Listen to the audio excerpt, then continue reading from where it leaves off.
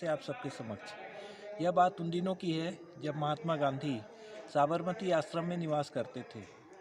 आश्रम के नियम के अनुसार शाम और सुबह जितने भी लोग वहाँ रहते थे उनको भोजन के लिए घंटी बजती थी और सभी लोग अपने अपने पात्र को लेकर के पंक्तिबद्ध खड़े हो जाया करते थे।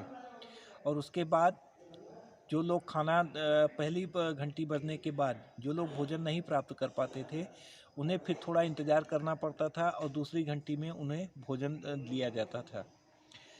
इस प्रकार एक दिन आश्रम में बाहर से कुछ मेहमान आए हुए थे और गांधी जी उनके साथ बातचीत में लगे हुए थे।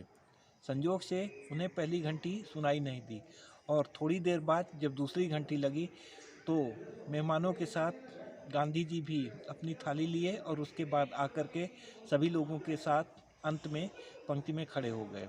यह बात जब उनके आगे खड़े दूर कुछ लोग थे तो वे गांधी जी को आगे करके पीछे अपने खुद स्वयं जा कर के पीछे खड़े हो गए। इस पर गांधी जी ने कहा, नहीं, आप जहाँ हैं वहीं खड़े रहें, मेरा नंबर जब आएगा मैं तभी भोजन दूंगा।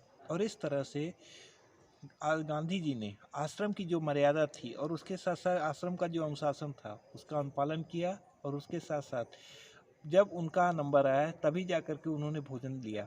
और इस तरह से गांधी जी हमेशा अपने जीवन में अनुशासन का और विशेष रूप से नियम कानूनों का पूरी तरह से पालन करते थे। मित्रों, हमें भी जीवन में हमेशा अनुशासन का हमेशा अनुपालन करना चाहिए, जिससे कि हमारे कृत्यों के द्वारा दूसरे किसी को नुकसान ना हो तथा उन्हें किसी प्रकार से कोई उनका अहित ना हो। आज के लिए बस केवल इतना ही। धन्यवाद।